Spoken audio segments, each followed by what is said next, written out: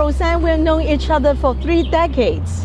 Yes, a long time. And you have been a professional counselor. As you have been a professional counselor, how many people have we known in Hong Kong? Yes, quite a lot. So many different people. And so many changes. And that's why we want to think about women now and women then, and how women have changed over these years. That must be very interesting. Yes. And it covered different generations. Always.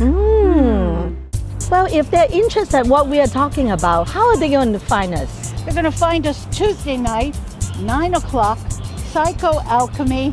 We are Women Now and Then. See you there.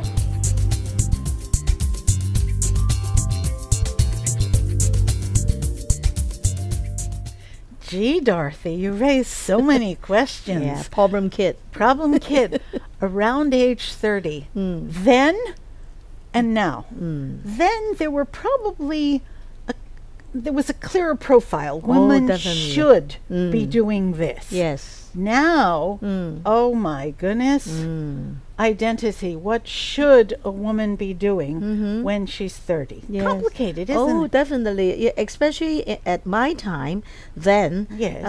Actually, if you are not married by 30, something is wrong. You right? think, yeah. Either you are too picky, or maybe there's definitely something wrong with you. And as you can see, Chinese New Year just passed 2 weeks ago, right?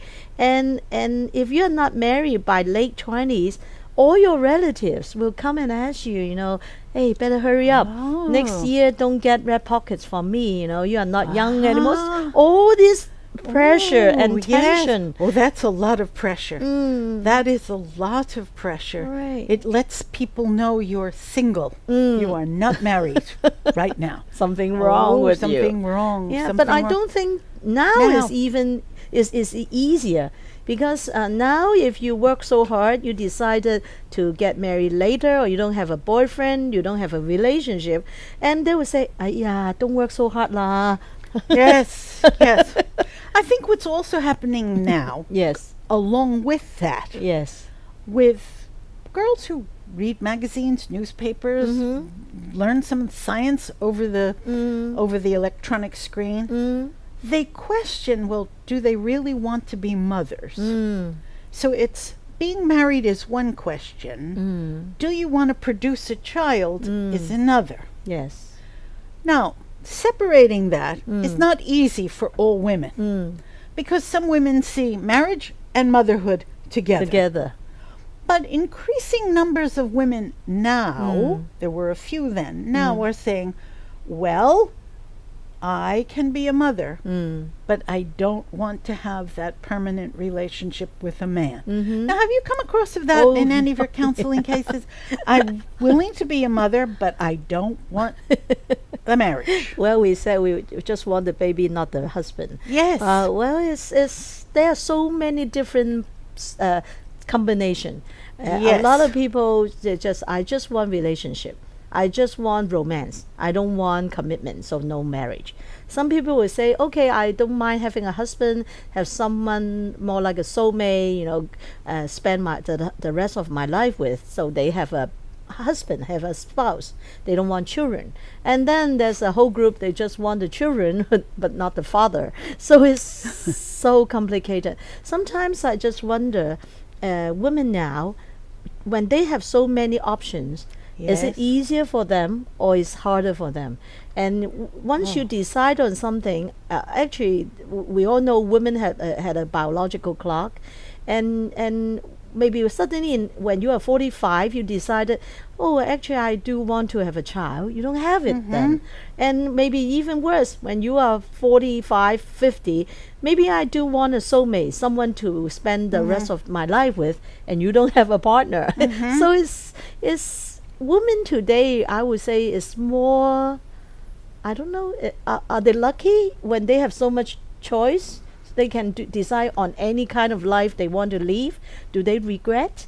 And yeah. I've lived long enough so people tell me what they regret. Okay, in my now and then, when I was in my 20s, one of the phrases that I heard relatively well-educated women saying is, a job or career, a relationship, a guy, or a baby. You can have any two of the three. Oh. But women cannot easily manage and give full attention to their career, their marriage, and a child or two. So we were telling women, make up your mind where the emphasis in your life will be.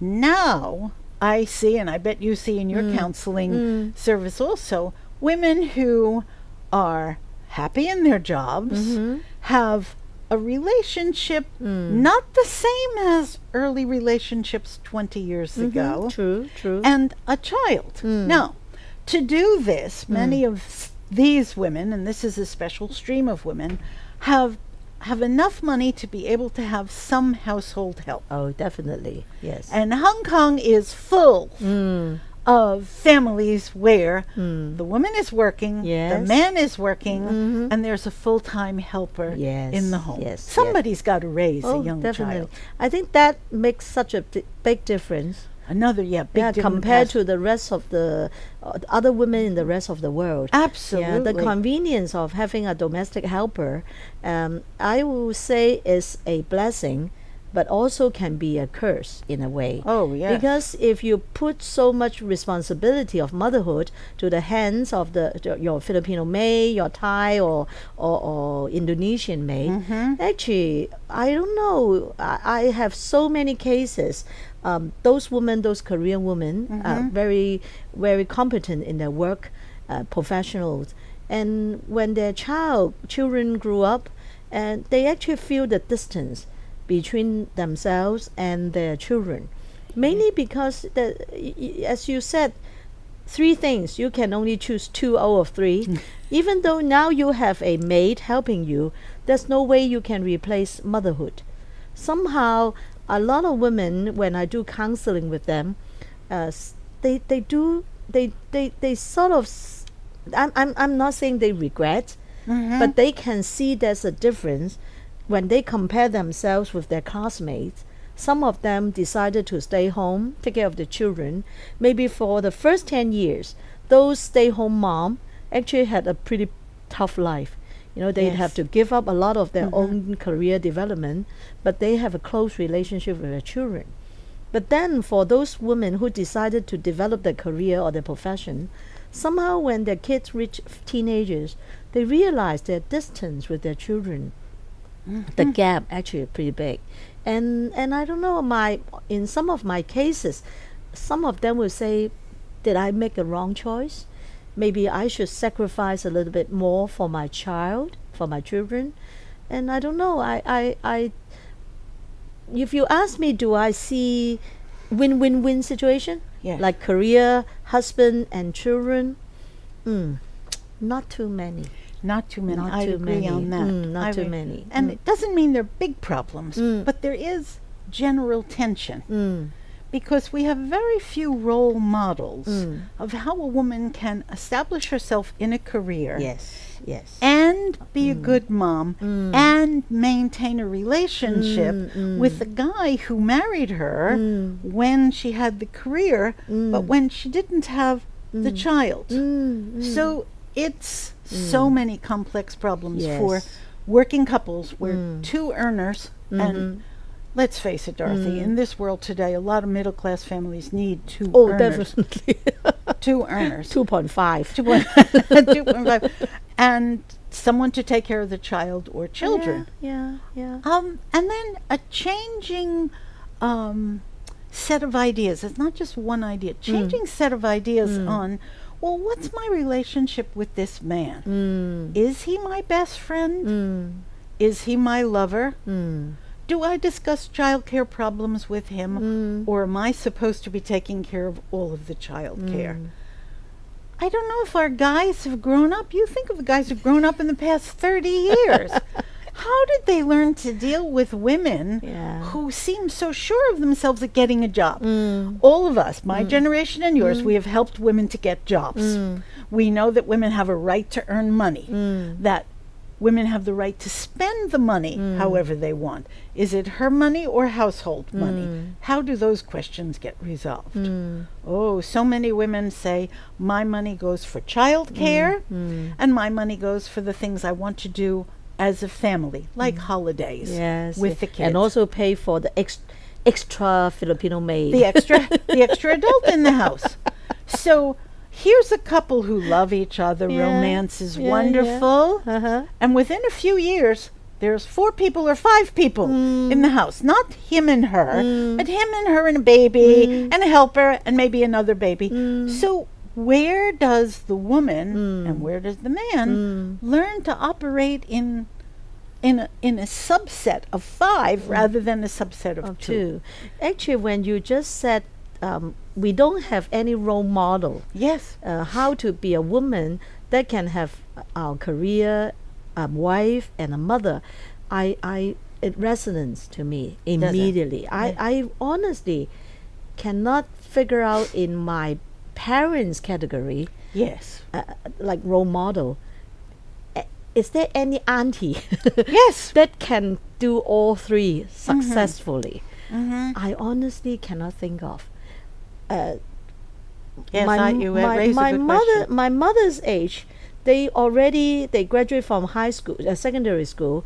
Some of them can go to big corporation and be a good secretary.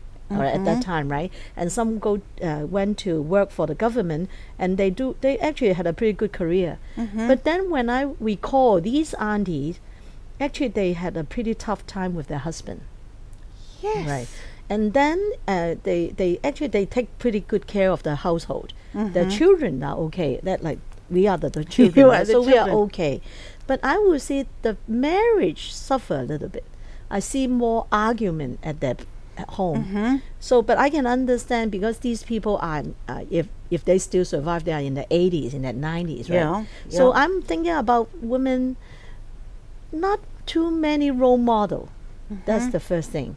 And then for younger generation, not really that young, my age, right, 50, 60s years old, we have career, we have husbands, we have children. But then at that time, I think we were a little bit lucky. That's the beginning of the domestic helper.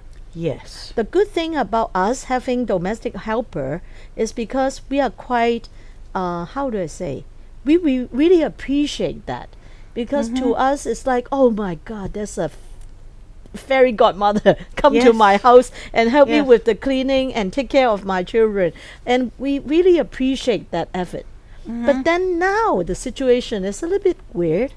Yes. I can see the younger mother, they really love to develop their career. Yes. And the business world really give them a lot of opportunities to advance. That's true. That's changed a lot. Right? A lot of opportunity.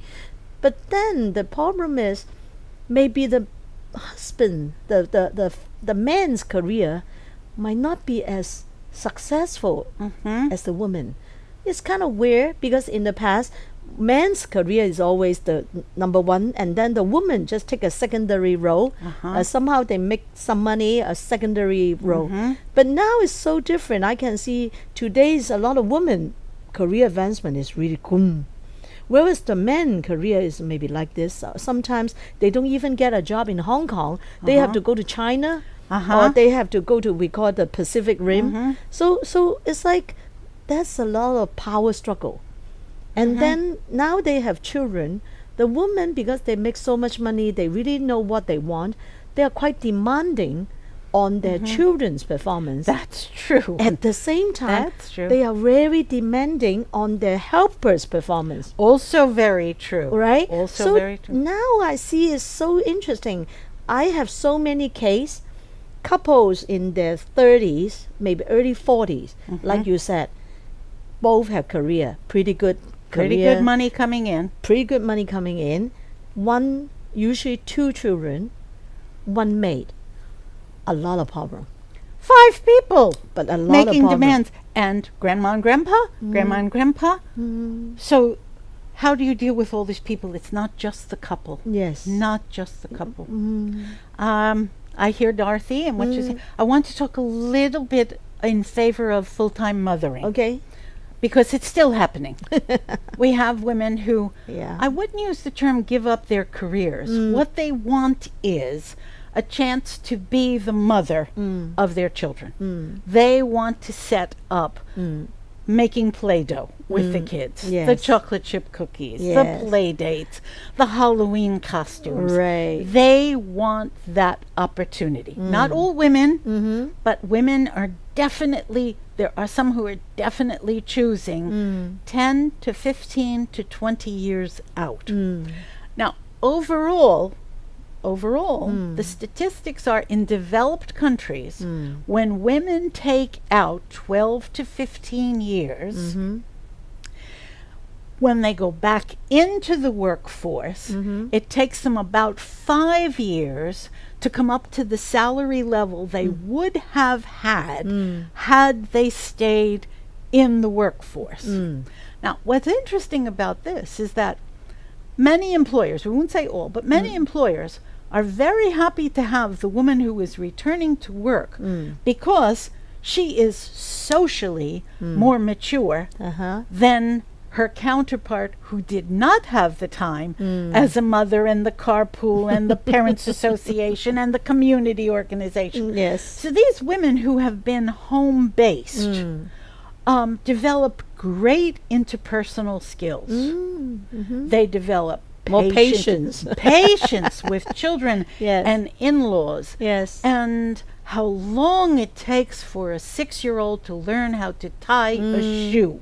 How long it takes for kids to put their own things in a bag, to put toys away. Toddlers have to learn to put toys away. So these women come with enormous amounts of patience. And having had the joys of motherhood, which is sometimes so frustrating, they are delighted to be out of the home for a good part of the day.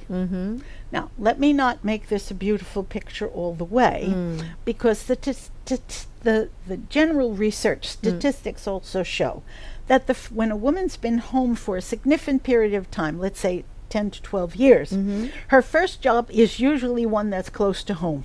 It might not be the best job. It might not pay her a lot of money. She might not get a lot of emotional fulfillment from it, but it's close to home and she's making some money. After a year or two, this is why it takes 5 years, after a year or two, she can then get a job which she enjoys more, or pays more money. So it's close to home, and it's either emotionally, intellectually fulfilling, or the money's much better. Okay. It's the third job after 5 or 6 years that she finally gets to a point where she can say, I deserve this amount of money. I want to work at this place. It's an interesting job for me. But it's 5 years of growth on her part. It's also 5 years of growth on the part of the children, because she might have started back when a child was 10 or 12, and therefore she's ready for more, and the child's willing to let mom go. So we have a very complicated history. Yes, yes. Women and work and identity and husbands and kids. Yeah. It's very complicated. Well, actually, what you said just now is like woman all the time, as a woman mature, she has different roles she has to play. Yes. And as you just said, she has spent 10 to 12 years with her children. She was a full-time mom, and then maybe when the kids reach high school, she decided to go back to the workplace. And I think at that time, why is 5 years? She sort of like to rebuild her self identity. You know, Yes. I am not just a mother. Actually, I'm ready to go back to the work. So I would say this is the time she's reconstructing her identity. And by doing that, she's gradually moving away from her family, which has been quite a comfort zone or convenience zone for her, and gradually move out to the career business world in order to have her new identity. Yeah. So I would say that is quite a not a transformation, but more like a development. Yes. development. Yes. And I think we have reached, maybe at that time, if you stay at home by 10 years, you should be around 40, 40 something. And maybe that would be a good time for us to just rest a little while. And when we come back again, we're going to move on. So we are in our 40 something. So once we reach that, we are hitting the big 5. We call it the midlife, right? Now it's not midlife. We should live till 120, so it's not yet there, Not right? yet. Yeah. Not So yet. when we come back, we are going to talk about what's going to happen to our identity when we reach the 50.